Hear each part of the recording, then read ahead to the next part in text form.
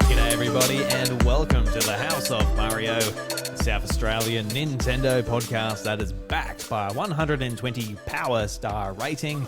I'm your host Drew Agnew and the doors to episode 309 are open. Today on the show, Josh and I are going to go over some of our dream features for Mario Kart World. We've got a direct in a couple of days, so we're dying to see what they've got cooking for us, and I can't wait. Josh, how you going, my friend? Hope you've had a great week. Hey, Drew. Hello, listeners. Yeah, it's very busy, non-gaming stuff for me. A lot of being out and about, spending time with friends and family, and football for me. But yeah, I mean, I've had a little bit of time to potentially play my Switch, and then I kind of look at it and like, I feel like I'm done with you, and I want to play a bit of Switch 2, and I'll play a bit of, Mario Kart World or Donkey Kong Bonanza. So kind of feeling a little not motivated to play my Switch at the moment. Yeah, I look at it and I see these rails that slide up, then they slide on. I'm like, I want to play with the magnets. Like, I want that to be my little fidget toy, just on off, snapping it. So yeah, that's the first game I'm going to play. Is just feel the magnets on the Switch 2. I'm the same way. I just want the new system. I've been wanting it forever, but actually seeing the games now, where I just want to sort of sit down. Yeah, I want to point that camera on me, just of me melting into my couch. I'm going to live stream it for 3 other lucky people in my little game chat, and just play Mario Kart. That's all I want to do. Honestly, I don't want to do anything else. But here we are. We've got a couple of months. I'm glad it's not longer than... I'm glad this isn't like more than a couple of months, because like, imagine having this for 6 months. Oh no! Like, I'll just... Oh man! Like, what would we do in that position? Would we just hang up the keys to the podcast for like for at least 4 months and come back? No. Nintendo would have other stuff in the meantime. Maybe they would have. But yeah, when you show me something like Mario Kart World or Donkey Kong or whatever, I don't even care what else you have. I don't know what else you got coming to the Switch. I'm kind of like, live next week, I would be like, hell yeah, or Rhythm Heaven. Yeah, but we don't though. We don't. That's yes. That in retrospective, that's even weirder in some ways, because like those games are so far off. They're like not even worth thinking about right now. Beeping and bopping and Rhythm Heaven groove. No, I'm just. I think they cut out. Is that? I was just saying, I'm just bipping and bopping and Rhythm Heaven groove. That's Is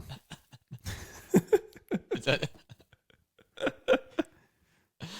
I missed the cue. Obviously, I would have failed that Rhythm Heaven level if that was one right now. Try again, right. Josh. That's all right. I've got no rhythm whatsoever. But me too. Yeah, it's my 2 left feet. I mean, if you want to save a bit of money and not get the Switch 2, just sit there and wait for Rhythm Heaven. You'll be right. Tom and Dutchie life. Be all set. I don't know many people listening who'd be feeling that way, that's for sure. No. Be not surprised when that comes, but yeah, so much to talk about. And then, this direct in a few days is going to be great. Because, yeah, seen all the people at the Switch 2 experience now. I've seen a lot of people, like, write down their thoughts, seen, like, off the cuff, like, 20 minutes of someone playing the game and sort of recording that. And, there's definitely things they have not announced yet for Mario Kart, for sure. So this Thursday night for us in Australia is going to be really good just to see what else they've got in this really big game. Yeah, I mean, yeah, I can't wait. I'm just so jazzed for it. I want to play it. But I'm just curious. I was saving this for the podcast, Josh, but after our sort of pre-recording ramble. But I do want to know how your week went with the football, with the Gav around. Would like to get it on the record. I know it's not gaming, but how did your week go? Because it's like it's a massive thing here in Australia with the AFL, all the teams coming to Adelaide. And honestly, before you said it, I had no idea it was going on. But obviously, like at work and things, I was talking about it with the people I work with and all that. It's like, oh well, yeah, that's really cool. So I've got a friend who's actually going to the Barossa who's doing some umpiring. That's pretty cool. You know, I can act like I'm like I'm even a little bit aware of what's going on. And I wouldn't have had that touchstone if it wasn't for you. So, so how did it all go? Good. this is the third one now in Adelaide, and I think it goes from strength to strength. A lot of people still getting around it. They had games in the Barossa this year, so me, Michaela, and then some other friends, we drove down and watched the game there. That was Richmond and Fremantle. It was really good, and we got to kick the footy after the game. All of that. The drive down was pretty eventful. There was a bit of talk it might be really busy, but no, it really worked out well. The only issue with this weekend was it was so hot. Like, it was just low 30s all weekend. We saw some games in Norwood on the Saturday, and that was late afternoon, and we're just in the sun, and you're just sort of baking a bit, and you're lathering and sunblock, making sure you're okay. But by the time we got to Sunday, going to Lyndoch and doing the same thing again, this was worse because it was like midday the game started, so kind of directly in the sun. There was a bit of cloud cover every now and then, but yeah, it just swells us. So by the end of it, we got a bit very tired and kind of crashed hard Sunday afternoon when we got to bed. But not really good, just really warm, unseasonably warm for this time of year. So the last couple have been a bit nicer weather-wise, but I love it. I love watching the footy. I saw 4 games in the end, so out of the 9, so managed to go around and really enjoy it. So brings so many people into Adelaide.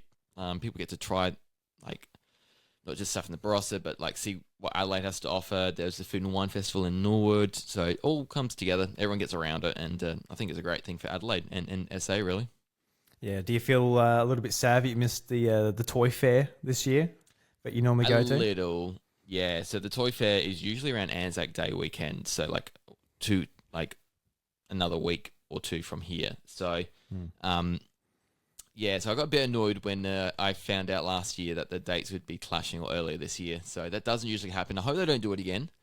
But I don't feel as bad knowing that I just went on a massive retro game hunt in Japan. So I feel like I've had that recent itch scratched, so to speak. So when it comes back again in September, October, I'll be ready by then to buy something. Yeah. You mentioned that you weren't going, so I never even thought about going to it this time of year, and I don't really have the money at the moment to spend up there, especially with the saving for Switch 2. No one's got the money right now. Yeah, it's a little bit like that. A bit like that. So yeah, I'd rather get the new stuff. Retro's out the window. It's all about the new stuff, baby. Yep, that don't need to go back in time to the retro stuff this year. If you're a Nintendo fan, the Switch 2, you'd be pretty keen to get that day one. Most people would be. Yeah, and it's interesting too. We're talking a couple of weeks since the Direct, since the pre-orders have gone up in Australia, and they're still available. Yeah, you can still do it. Yeah, they must have a lot of stock. Yeah, it's interesting. Just a lot, because with COVID, with PS5 and Xbox Series, those disappeared within seconds. So barely had a chance. Yeah, it's cool to see something like Switch 2 stay in stock, and I assume that it is popular. The price isn't keeping people away, and that might actually be the case. Families and kids and all of that, it might just be 20 and 30-year-old men who I've been saving up for it. That's who is sort of going for it this early on, and might be more popular closer to Christmas when the parents are buying it for kids and all of that type of thing. But yeah, I think they're very mindful to get the early adopters, the crazy fans, out straight away, get them buying it, and then they still got the stock running through to end of the year. That makes sense, and I don't think if you got 2 kids, you're probably going to buy one Switch maybe, and you can share it a little. And if a Switch Lite comes out, Switch 2 Lite later on, that's where you get the second one, or you're entirely waiting until that comes out. It's a lot of money. Big jump in prices, everything. Yeah. When you say a couple of years too, I just imagine with a Switch 2 Lite, that's when Lucas is going to be 5. He's going to be right in that age to potentially get him his own little thing. Yeah. So yeah, it'll be kind of cool. I'm really looking forward to Switch 2 because that's going to be like the console that's going to be around when my kids are like real kids as they grow up. Say Switch 2 goes for 8 years, it's going to be around until, Lucas is 11 and Layla's 8 or 9. So it is something that I hope Nintendo don't pull a Wii U. So it's actually like it's it's around for the whole time. I don't. Yeah. I obviously think it won't be a Wii U. I think just the launch lineup kind of shows that it's not a Wii U off the bat. But you never know. The Wii U sold really well to start off with as well. But and sort of saying So a lot of comparisons people doing to the Wii U.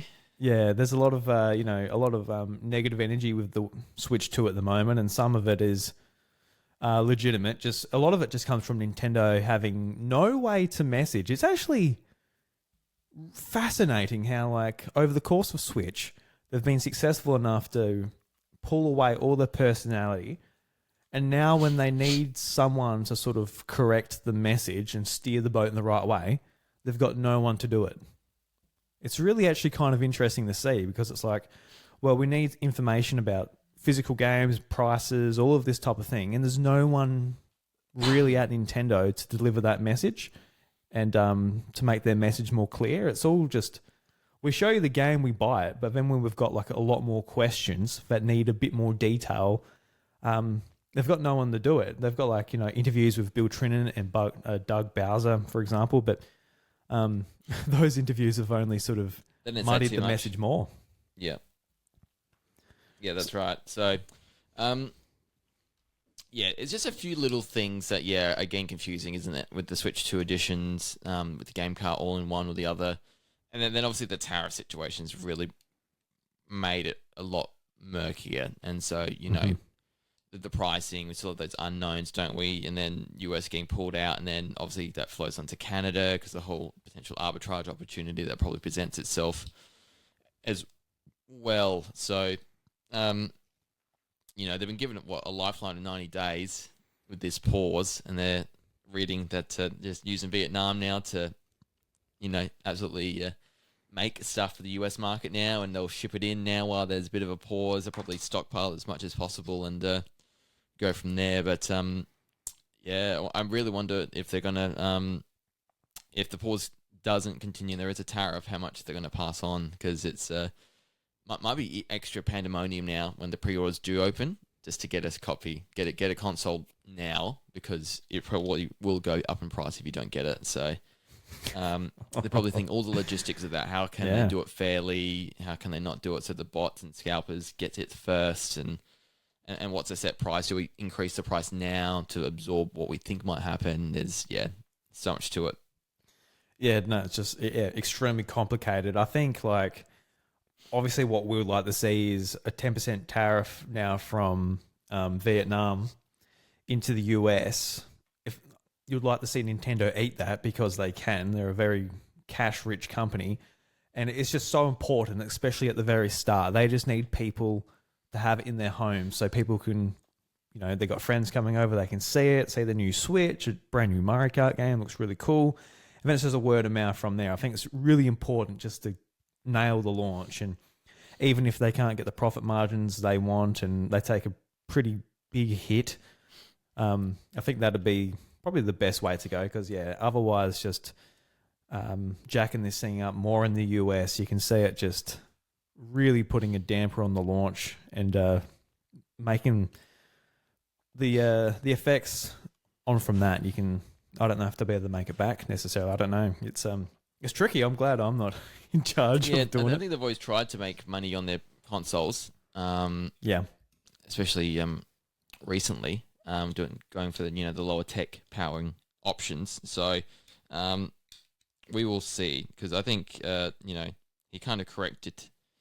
Doug Bowser, he corrected the CNET, whoever was doing the interview about what they're trying to do with the consoles and market, trying to get some margin on it. So it's just not a lot, is it, compared to the software side? So you're right. If they do just try and get people in terms of just buy the thing at a bit of a loss, but you'll probably buy on average 5 to 8 games over the lifetime for each Switch too. And that's probably where you make your money. I do find it funny, especially in that interview. I forgot who it was. It was The Verge, or it was someone like that. Or don't know. I don't think it was CNET, but anyway, whoever it was, like asked. They basically put the question out there, like, companies usually sell their consoles at a loss and make it up on games. I'm like, not Nintendo. They've never done that. Even with like the Wii and all of this type of thing, they've always made a profit on their consoles. Found a way to, yeah, that's right. Yeah, the blue ocean. And whether that works all the time or not, you can look in the past and see Nintendo consoles either worked or didn't. But it's worked with Switch, and they've never put the price down. They've only done bundles with like cheaper or free games with a digital download. That's the best you've really got when it comes to buying Switch. So I believe they think they can get away with it again. And they probably can if they sort of get their cards a bit more of an order. But yeah, the messaging and the whole sort of vibe around Switch too, for a lot of people, it isn't good. And I don't know whether that's like a personal problem with people just being scared and nervous about, the world and the reality of their bank account if they try and buy this type of thing. Because it's something on all of our minds. It just comes down to like how much ahead did you save up for it and other things going on in your life that make it harder for you. But yeah, I definitely don't begrudge anybody that is putting their frustration out there, because I certainly feel the frustration, especially with like the game side of thing. I think that's the easiest sort of vertical to just like look at the price of the games. Like they went up $40 here in Australia from Switch. It's like, Jesus, like this. The sticker shock is crazy, especially if they're releasing games that you want to play each month as well. That's when it becomes a real problem. Like they're not just like putting out a game every 3 months. Like for example, like if you're a big PlayStation fan, you might, if you're lucky, you'll get a high quality big game from them every quarter. It's like, okay, $125, you can do that. But it's like, oh, look, Mario Kart, then Donkey Kong, then Horror Warriors. You got all of these games that Nintendo's already laid out. You're like, all right, $109 or $120 for the rest of the year. It's like, Jesus Christ, it adds up quick. Yeah, it does. That's another reason why I'm sort of definitely pushed to go physical on Switch too, just because it's like, all right, I'll try and get the games a bit cheaper, because yeah, I'm not gonna be spending like full price every single time for the download. It's going to add up far too quickly, and I can't sell it if I get sick of it or anything like that either. No, I mean we haven't been told what digital games will cost though, have we? No, so we haven't. We haven't technically. It could be different if the talk of the digital games being cheaper is true. That would change it. Yeah, well, I guess that's another thing that sort of got spread around online. Is like the American prices, they are the same whether it's digital or physical. But I believe that rumor sort of came from Europe. That was in euros. It was 80 euro. Was it 90 euros and 80 euros for confusion there. Yeah. The digital and the physical? So it seems like there is a price difference in some regions, but yeah, the US it wasn't. Don't know, how would it affect you, Josh? So like, if there's a $10 difference in Australia, so if you can get Donkey Kong for, I don't know, $10 cheaper with a digital download, would you go for that? Or like, would you still go for the physical? I know it's a little bit tougher because you could probably get it cheaper retail anyway, just because usually JB Hi-Fi or Big W or these places, they knock off $10 anyway. So it probably makes it a bit of a moot point in some ways, but would it affect you in any way? Yeah, and I think I mentioned this last week. It just would depend, how much cheaper, and once we know all the details, I suppose, because I think the situation changes, and then, I know for certain games that are really like more my favorites, I'm going to lean more towards the physical, and if it's only a $10 difference, then I probably would go physical. The ones where we're doubling up and Michaela's picking up something, I'd be more likely to go the digital, the cheaper way, if that was the cheapest way to do it. But yeah, and historically it's been the physical. That's the cheaper way too, and you get the perk of on selling it if you need to, which I've done a couple of times, not a lot really, but still got the option there to do it. So yeah, just need that extra info announced soon, and then we can work out which path to go really on going. I pre-ordered Donkey Kong Bonanza physically for now, and I can see like I think JB's reduced their prices because like DK Bonanza is $99 now. I think it was $109 at first. Yeah.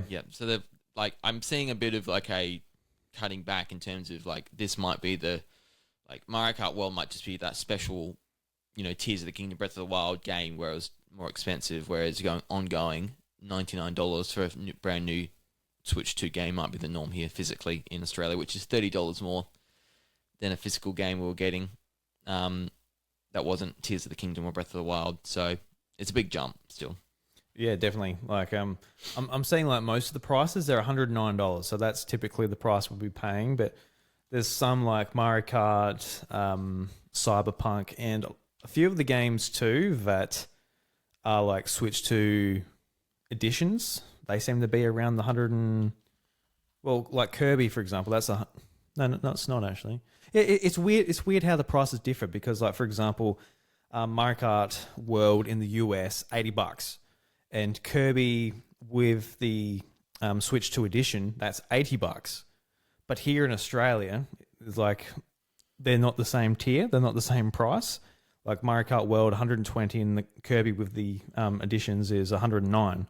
So like between the regions and like all the price conversion, they all don't line up. They're all sort of priced differently, which makes it a little bit hard to follow as well. This price structure that like Doug talked about in the interview as well, where like there is no sort of set price for games.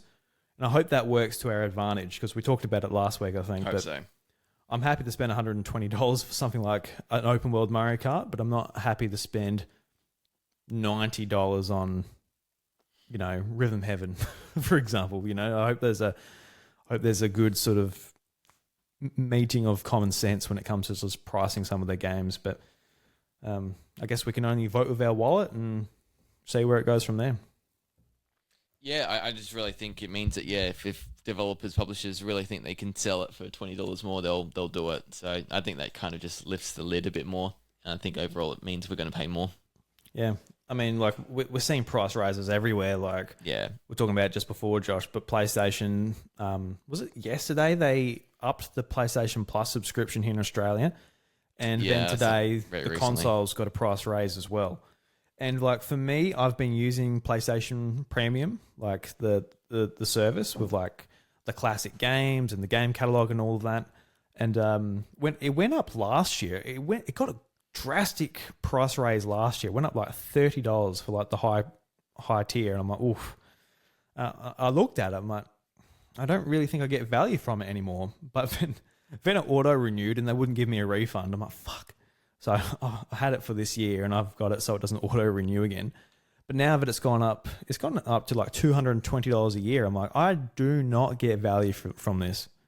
Like, I don't get the value from it. Like, if I didn't buy games and I just had the PlayStation, that subscription, and I just played all of the games on it, then I would. But I don't know, like, how many people would use it like that necessarily, where it's just like, oh, I only play games that come to PlayStation Plus, don't play anything else, like, on any other platform, or, don't buy anything. I don't know. But it's kind of predicated on the fact that use it every single month, whereas I probably don't. So that's an easy. And I wasn't, so that's why I got rid of it nearly a year ago now, and I haven't really missed it, to be honest.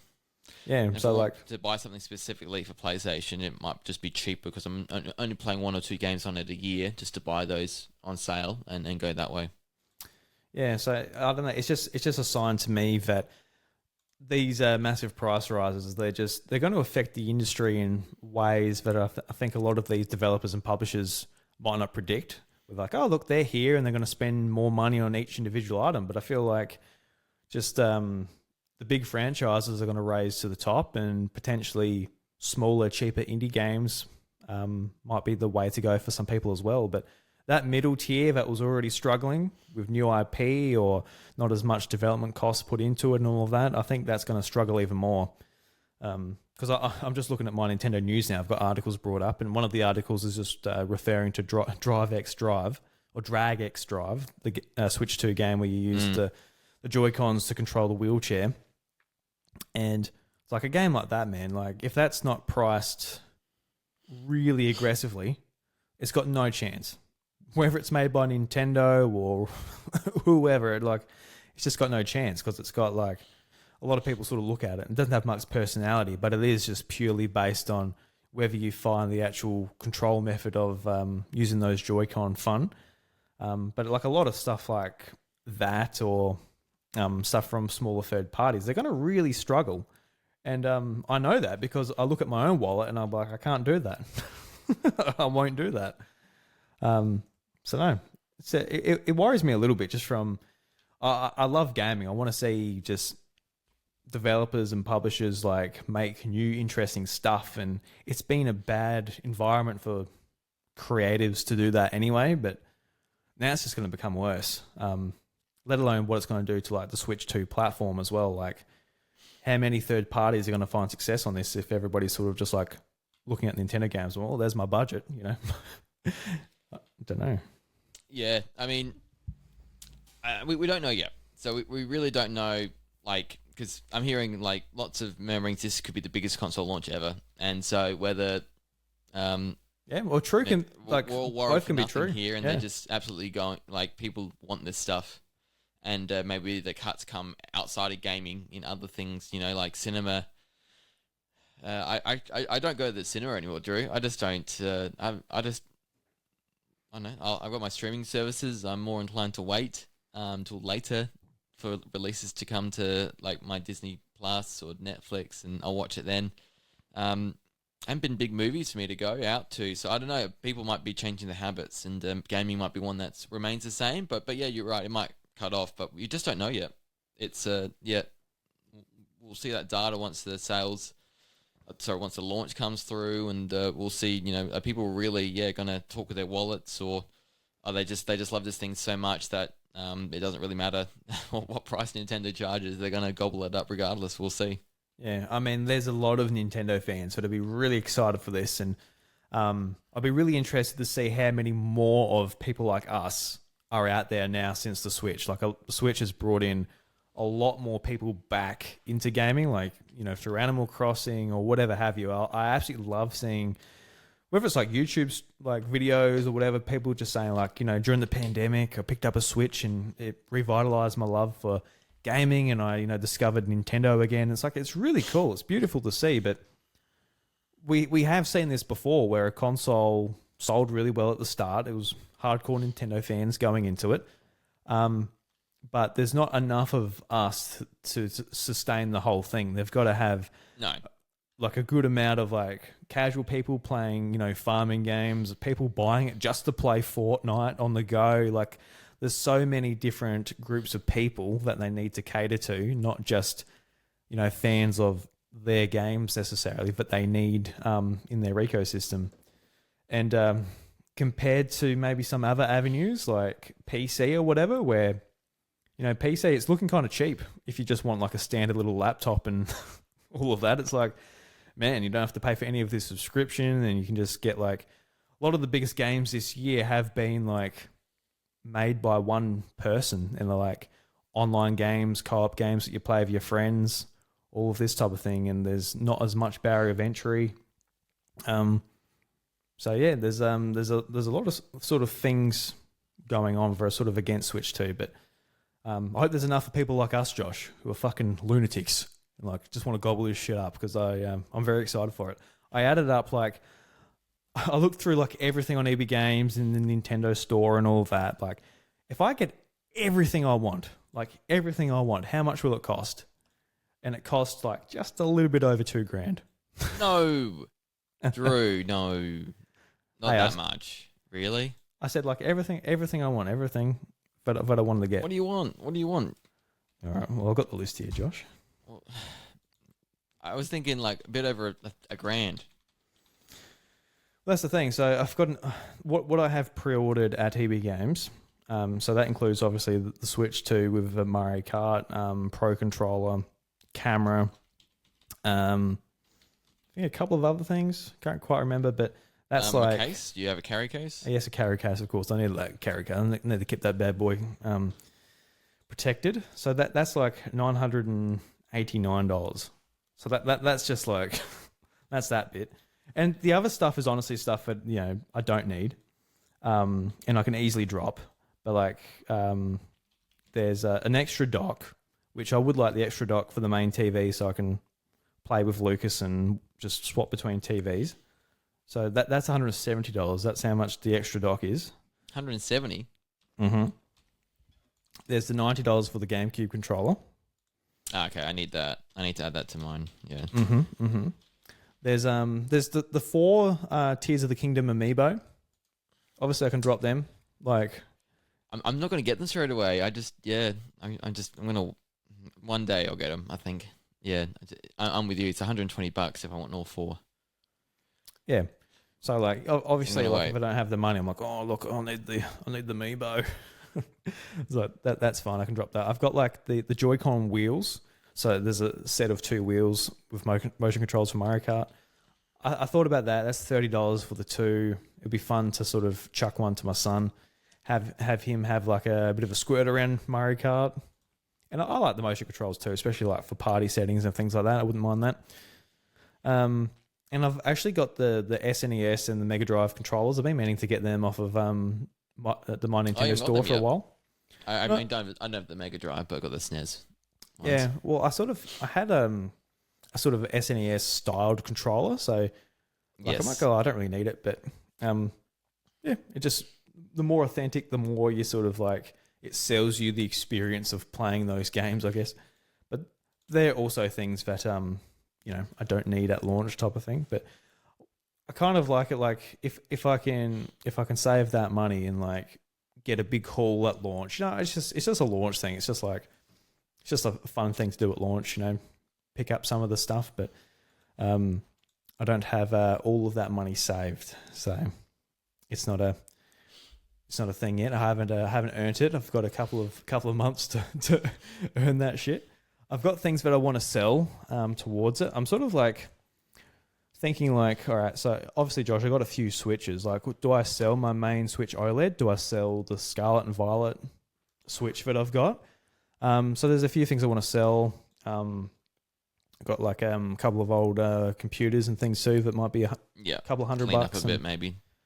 So there's a bit of cleanup I need to do to sort of put money towards this, and probably have some games and things that I need to maybe sell on too that I don't need for the shelf or anything anymore. And I did have like a few games as well. Like I added up just for physical games, it's like $534 from Big W, and that's with their cheaper prices and a 10% discount. But they're not all games that I need either. So this is like looking at the max. Like if I'm like Mr. Money Bags, I'm like, all right, I can get everything I want. I was just like curious, like how much is it all together? And it's a lot. But yeah, I'll be able to reduce that down to, just the console and Pro Controller and a screen protector, so it'll be more than half of that. Yeah, so I'm console with Mario Kart, Pro Controller, camera, carry case, and then the GameCube controller, and that's a bit under $1,100. Yeah, we're going to be camera buddies, Josh. You excited to put that camera on yourself? Yeah, I'm keen for the camera, of course. Yeah, I got to say, like when I first saw the camera, I'm like, I'm not doing that. You were, and I was a little sad. Yeah, but so no, I better spend $70 so I can show Josh my face while we're playing Mario Kart. Mm-hmm. I don't want to disappoint him. He's like, look, I'm playing Mario Kart, but the experience just isn't there without your head, I do wish in Mario Kart World, though, I know we're going to talk about features that we really want to see in it. This is kind of what I want to see, but you know how in Mario Party, it's got like people's like heads just above the player character as you're playing the mini games? You what? Well, in Mario Party Jamboree, when you're playing the mini games with the camera, you know how like their camera feed is above like their player in Mario Party? Yes, sorry. Yep. Yes, I do. Yep. I know it would look pretty chaotic potentially in Mario Kart, but I would like to see, like, for example, my little head above my character when you're playing against me. So, like, for example, I overtake you and I just put my finger up at you. I'm like, stuff you, Josh, as I come past you, That's as you get smashed by blue shell. I really do like how they're implementing it, like, into Mario Party, how it's not just like, a lot of people are just criticizing it, calling it a Discord call at the bottom. But if they integrate it that far into games, I think it'd be really cool. So that's kind of something I'd like to see in Mario Kart or even the Smash Brothers. You could see like all the just extra all of them, yeah. couch co-op ways to have the camera there, and when you're playing online with people, that's gonna be so fun, and it's gonna connect with friends in such a cooler way. It's gonna be great. I'm just like when I said Smash Brothers, I'm just imagining. Can you imagine me trying to get back onto the stage and you just see like the panic in my face just like above my character as I'm trying to hop and do like my special like up B to try and get back into the stage. I'm like, fuck, as I miss it. Like, yeah, I don't know. I really like how they implement it. I feel like a lot of it's just being downplayed a bit, and it is weird that the chat button is like useless if you don't have a subscription. That's something that I don't know if any other console or piece of hardware sort of dealt with before, like on your imagine button. Yeah, could you imagine like on your phone or something where you press it and it's just like, hey, look, you don't have a Google subscription. So sorry, you can't use it. So it is strange, but I guess it's something that we won't have to deal with for the most part unless we forget to subscribe because I think most people will be subscribed, especially now. Yeah, it's getting to the point now where it's like, don't know. I hope it doesn't get to the point where the Switch 2 feels a little bit useless if you're not subscribed.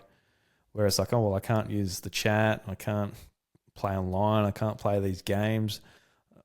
It's so different not having NSO now. I just really can't imagine it. Yeah. You boot up Breath of the Wild and your Switch 2 edition's not there anymore. Like, okay. And you go and play some Mario Kart 8 Deluxe and your DLC's not there. Oh, Christ, all right. So you kind of just like... No Nintendo music updates. That's right. Can't imagine it. You can't beep and bop to like Tetris on Game Boy. No, impossible now. What's the point? Yeah. Your morning routine with Dr. Mario won't be there. You're like, Christ, I don't know. Yeah, that actually happened to me the other day. I went to go and check the Nintendo Music and I couldn't. I'm like, oh. Like, I didn't even notice my subscription lapse because I haven't been playing online or doing anything with it. I'm like, oh, shit. It's gone. But, yeah. Yep. Oh, Josh. Yeah. Let's have a chat, mate. About Mario Kart World. I just want to get your hype level because I'm constantly just like, oh, man, I can't wait. Like, how are you feeling about it? You feeling pretty good about Mario Kart World? Are you really excited for it? Or you sort of just like, yeah, I'll play it? How are you feeling? I'm super keen, man. Like, it looks amazing. And, yeah, we haven't had a new Mario Kart in 11 years now. So I'm keen for a brand new one and to see what Nintendo has in store for us for a big open world Mario Kart. We've seen, a few of the modes and, big sort of ways of how the world's interconnected and how we're going to get from point A to point B. But I think there's a lot they haven't shown us yet. And obviously there is, if there's a whole direct dedicated to it coming this Thursday. So, I just want to know all the different tracks. We've seen one island. Is there another island or something? Are we going to see more different things going on? How big is this world? Like, and what else is out there to keep us entertained? There is so much they could do. They could have a whole roadmap of updates as well coming out. Like, it just could be this thing that constantly gets updated and approved upon, and it's just a thing that people keep playing for years to come. Yeah, I think that's definitely the idea, is just to keep us locked into it. It would be interesting if they just release it and just never touch it again. That could also be another weird Nintendo decision to do. After Animal Crossing, because that was a big fail. Yeah.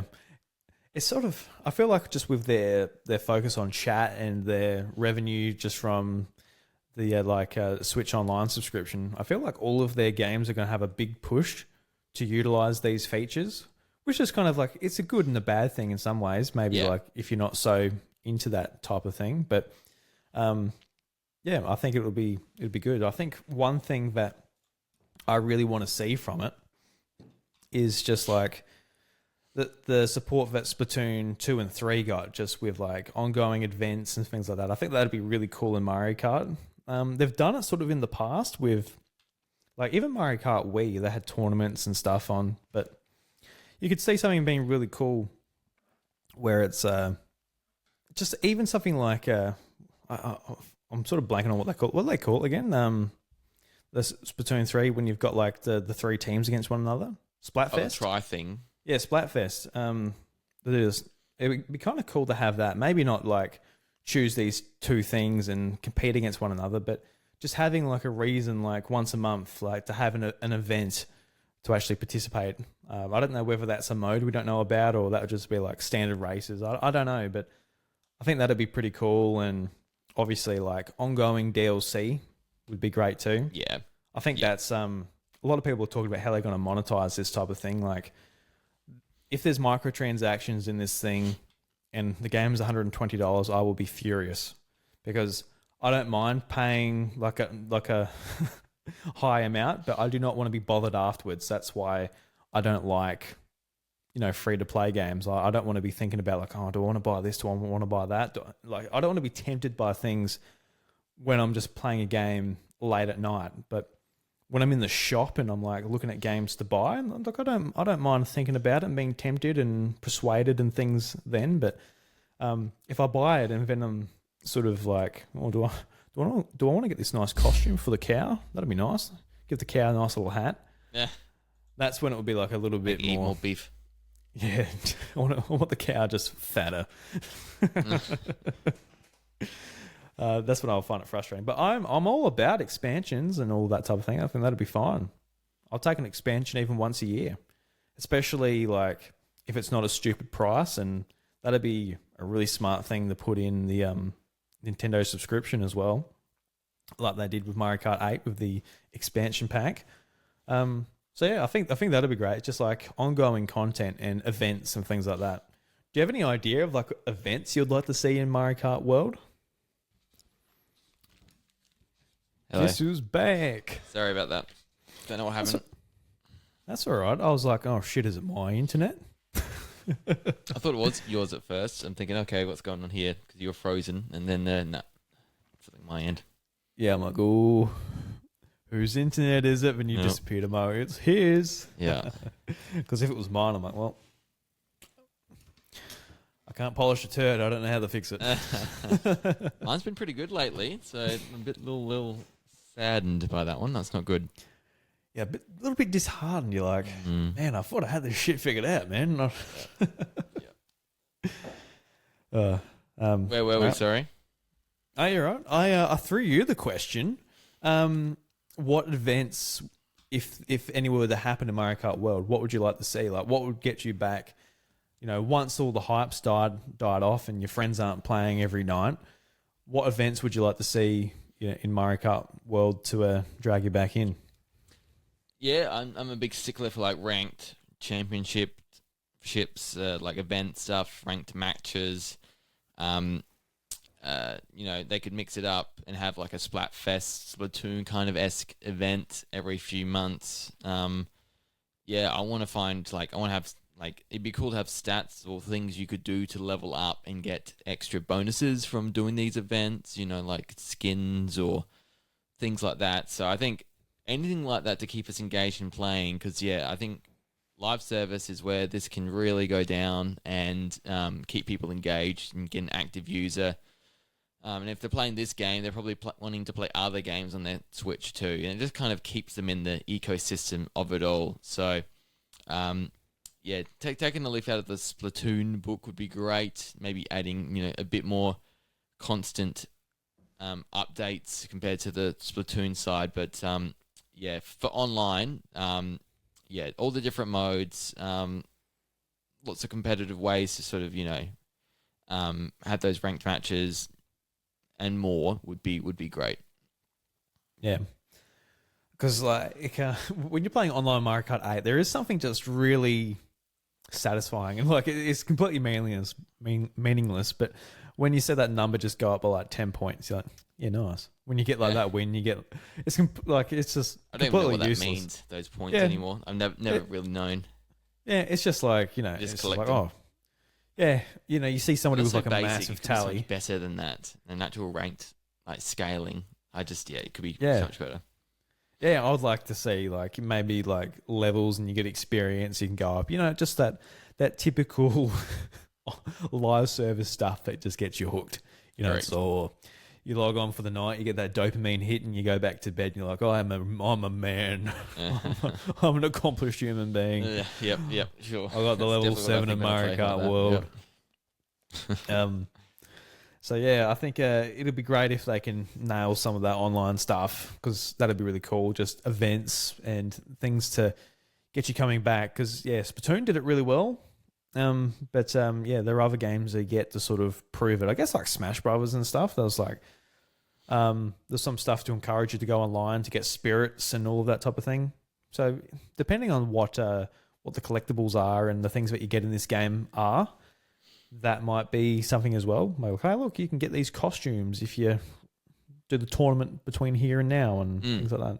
Yep. So yeah, I think that kind of stuff is almost a shoe in. Just obviously they're going to be thinking about ways to keep people engaged when it comes to being online. But I think for me is just like, what other modes would you like to see in this? Because we've got like Knockout Tour, that's the brand new mode, the elimination mode where that it knocks out 4 people, each portion of the race. So you've got to get at least 20th place or higher, then 16th place and 12th place, and et cetera, until the last portion with the last 4 races.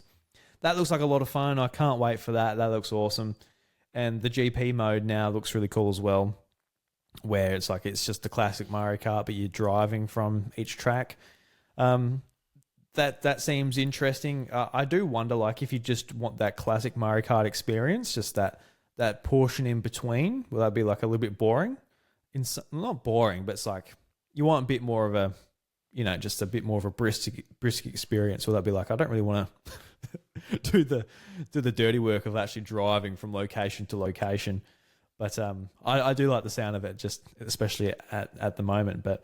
And then we've got the free roam mode as well, which is probably the part I want to talk on the most. But out of those modes, you sort of want to see any more from any of the ones we already know about?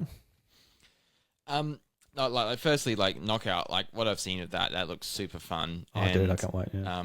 Starts from the 24, and it goes like 4 players get knocked off each segment. And it's great because if you're near the end of if it's the top 16 and you feel like you're 16th or maybe 17th at the moment, in the very last bit it disappears your placing, so you get to the finish line, you don't quite know if you've made it or not, and then you think you might have, and then it's a few seconds later, then you find out if you're either still racing or it tells you game over. So it's a bit of extra anxiety, or just you're sweating a bit more on whether you've continued or not. I'd love to see, I think the battle mode I want to see a bit more. I want to know what the online mode for that is, what the different categories are. Can they build a bit more from what they had in Mario Kart 8 Deluxe? Because, it was pretty basic. But I really want, bring it back to, the 64 days where that battle mode was just peak, all the way from just, you were the bomb at the end, you can cause absolute chaos, you had died. Bring stuff like that back, and let's see what they can do to really make those modes fun, because I think they get overlooked slightly, and if there's 24 races on a map, that could be absolutely chaotic in all the right reasons, I feel. So some sort of battle mode would be great. I want to see some a good single player campaign. I think you could do this with the free roam if there was a way to sort of explore and do mission-based things like in Mario Kart DS. I think that's such a great strong point in that game that made that one really unique. Why not add that in this game in some shape or form? I just want little bits from each of the previous Mario Karts and built upon further to get a really all-in-one ultimate game here. So the story mode and the battle mode, I really want to hope and we see something like that coming out. Yeah, you definitely touched on some things I definitely want to talk about. But yeah, the battle mode. Would you like a more traditional battle mode? It takes you, you think of it takes you out of like the open world and it puts you into like an area, like a zone, like like a set map, like a block forward, and That you know, and just chuck. Battle Zone as well. Why not do Warzone kind of Mario Kart? Yeah, yeah, because like Why not? I was talking about that last week. Like they've got like all of the pieces just sitting there for an amazing actual battle royale battle mode, where it is like down to the last two carts drifting around each other. They've got a green shell each. It's all about who's got the best shot.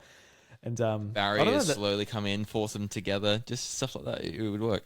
Yeah, it's just interesting. Like, how do they get that to work? Because like, if you literally just put 100 carts into that world and a shrinking zone, like it probably won't work from a gameplay perspective. Like, do you need its own set of items that work differently? Like, do you need like to make the open world, like, you know, put different things in different places, like ramps and all of this type of thing, to actually make it more like kinetic experience where like you're able to like move around the world in a better way.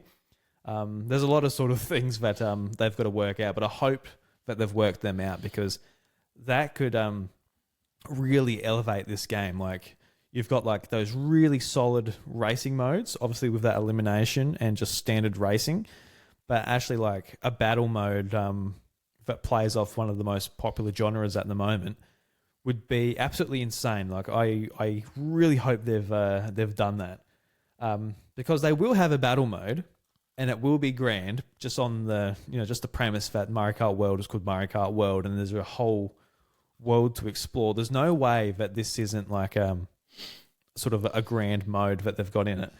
But in saying that, battle mode's always been an oversight for the last, I don't know, 5 Mario Karts. It's always been like a Mario Kart 8 on Wii U. It was literally just timed balloons on selected race stages. Like, they didn't even have their own courses that were made for battle mode. It was like a massive oversight. Like, they obviously didn't have the time to do it. But in Deluxe, they gave them their own maps. And that was more like traditional battle mode. But there was still that time limit, which was, sort of made it less fun, because it was just about collecting kills rather than having that real standoff sort of nature. Like, all right, it's just us last 2 left, which it's never been as much fun since Mario Kart 64. But yeah, that is definitely the thing I want to see the most, is that battle mode, because I'll live there. Like, I'll set up my little camera, I'll plant my ass in the couch, and if you want to talk to me, press that C button on your Pro controller, and that's how you'll talk to me. But otherwise, I'll be there. That's what I'm going to be looking for in the direct the most. It's like, all right, bring up the battle mode. What do you have in store? And if it involves 12 players and a 3-minute time limit, I'm going to throw up. Yeah, they can be so much better than that, can't they? And I think, I'm pretty sure we don't have to worry about that. I'm hoping anyway. Oh, I am a little bit worried. But, it is what it is. It'll be what it'll be. Otherwise, I'll just do the racing like I've done the last 8 years. I'm all right. I'll just focus on the racing then. But you mentioned the free roam as well. This is another sort of area that I'm really looking forward to. I'm a massive Forza Horizon fan, so I just want to drive around the world, explore, collect things, do races, missions, which I think would be perfect for this type of thing. Go around and finding like signboards or NPCs or whatever. They give you a mission like, oh, you got to collect things, coins for 30 seconds or whatever it is. Like, I'll just be all about that. I'll just I can't live in battle mode and free roam at the same time. I'll try my best, but hey, you can try. I can try. But I haven't heard anything really about the free roam from everybody that's been talking about it, except from IGN. They posted a video talking about Mario Kart World, and I think Logan Plant, who's on MVC, he mentioned that in free roam he found a gold peach coin. I'm like, excellent. Is that a collectible? And nobody else mentioned that they found anything or whatever. And like, that's the only thing I've sort of heard from everybody talking about it who had hands on. Obviously do, which is a good sign. So I wonder, like, will there be obviously there's the costumes that people randomly get while collecting the fast food in races. Like, is that going to be collectible, or is that like a bonus in races? Like, can you only get them during races? Like, I don't know. There's going to be. That's the biggest thing for me is I want this big open world, but I want to collect things and explore and move at my own pace. Outside of obviously looking to get first place in the other modes and all of this, it hasn't really sunk in yet, Josh. Like you, me, a couple other people, whoever, just chilling out. Like we're literally just bopping around a Mario Kart. We're taking photos together in front of buildings, and we're not racing. We're not getting mad at the random items that we're not getting and blaming that. And it's like, you got the bloody blue shell. Like we are literally just bopping around a Mario Kart, like just exploring and like, hey, look, I found this and all that. That's right. Exactly like the ads that they put in the direct, where it's like, oh look, you can do a grind up there, you can get to there. Like that sounds amazing. Yeah, I thought the game chat video promos seemed pretty accurate of what would actually pretty well happen in real life in those chats. So, it's going to free up our mobile completely, so you don't need to do those awkward Discord chats as well. It's all built in. Hope it's all. Well, yeah, reading the Developer series, I have done that since, and they definitely wanted to just show. It's not the main focus what the other players are playing, but just show it at a slower frame rate and not take too much power away from the main action. So that's good to hear. It's just going to be fun. It's just going to be so chill, just turning on the game. You see that yourself is online or someone else, and you just sort of play online with them at the same time and just chill out if you want to and talk. And yeah, it's going to be so easy.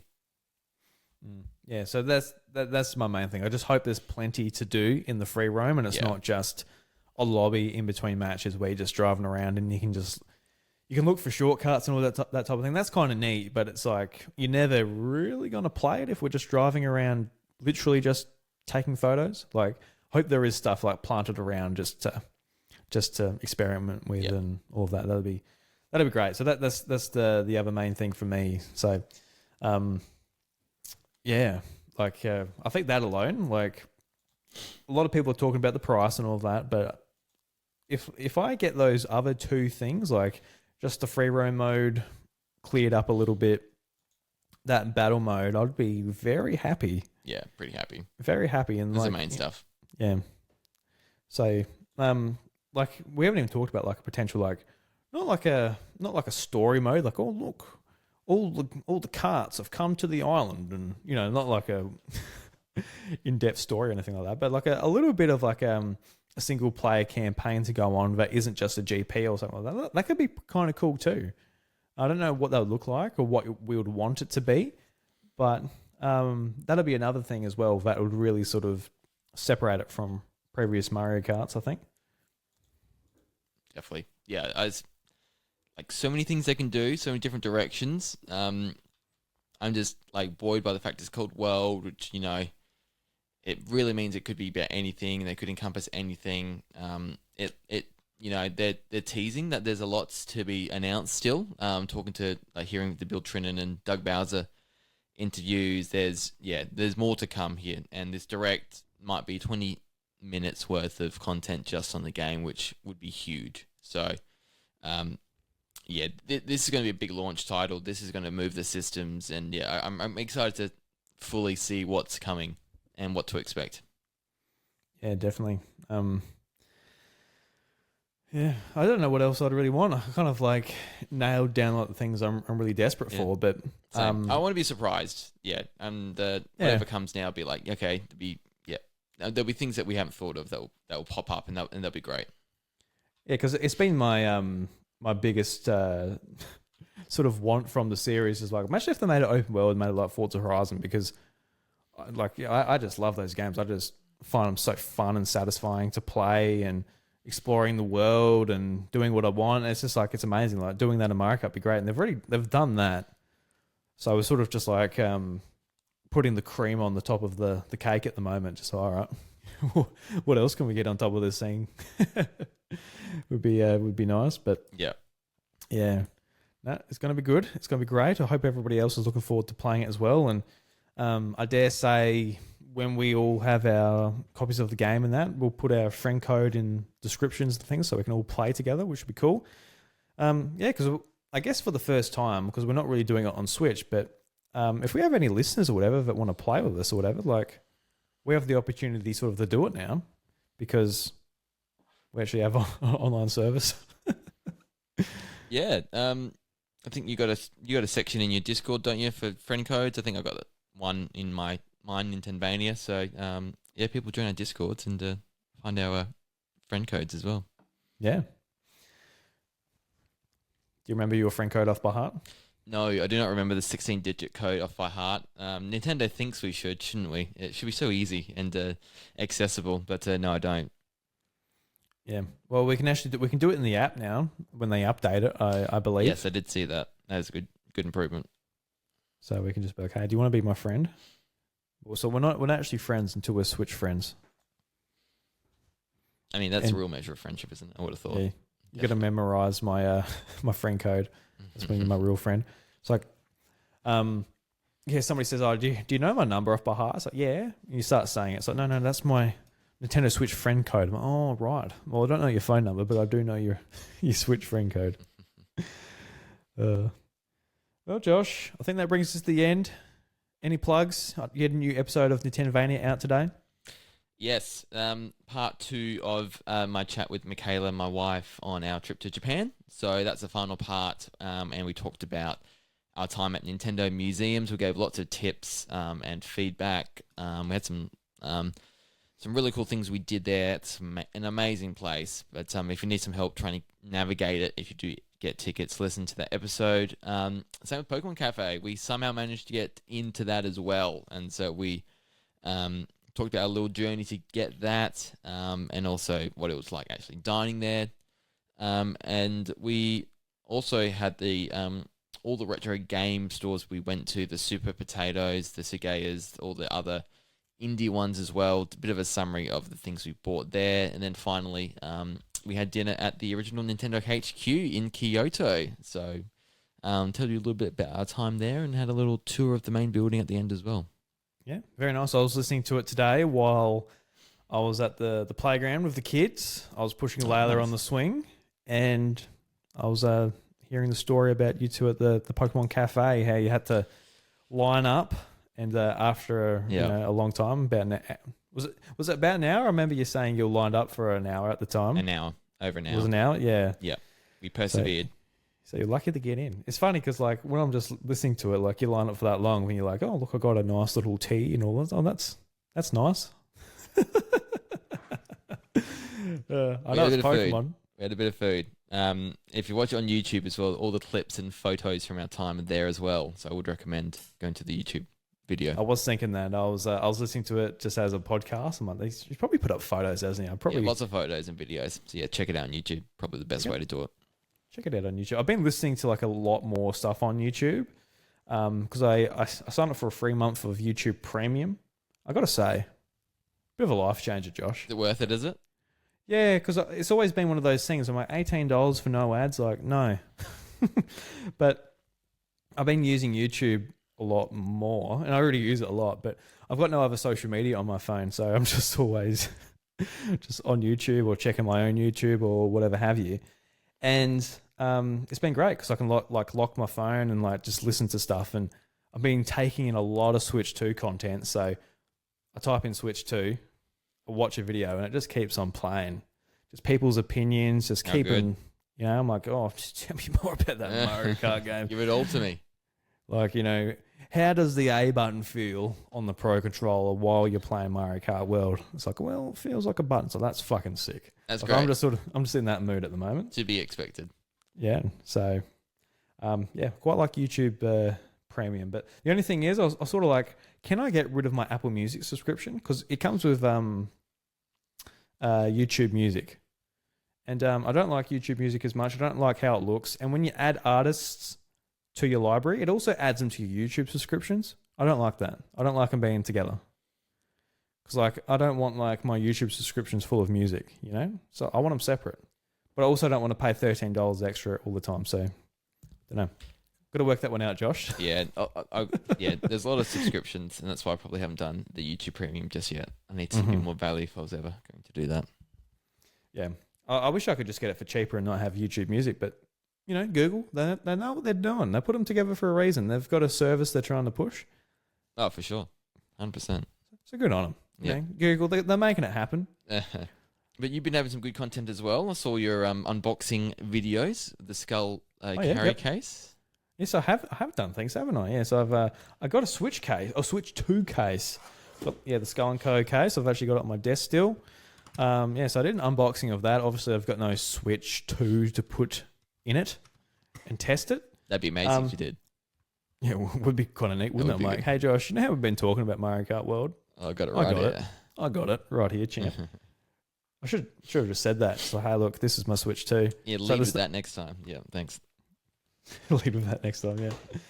But it's like my first sort of feel of like how big the Switch 2 is actually going to be. I'm like, oh, this looks like the screen's going to be pretty big. And like holding this grip, I'm like, it fits my hands a lot better, like just the size of it. And this grip, like the grip itself, just with the handles, feels nice. So, good signs. It's a little bit of a tease. And I had a bit of an EB Games unboxing video too, which I put up there. So you can check out youtube.com/Ardruby. Check it out. And check it out. But yeah, that brings us to the end of the show, Josh. I really appreciate your time. I know you had a big weekend, so I'm ready coming for bed, into man. the week. It's been a big few little bit days. slower. Yeah. Yeah. But thank you very much to everybody as well for checking out this episode. And we'll see you next week. Enjoy yourself. Bye, Not too much, because if you enjoy your job that much, maybe don't make the rest of us feel that bad, all right? Yeah. You know what I mean? Don't rub it in. All right, everyone. Doors are closed. Catch you later.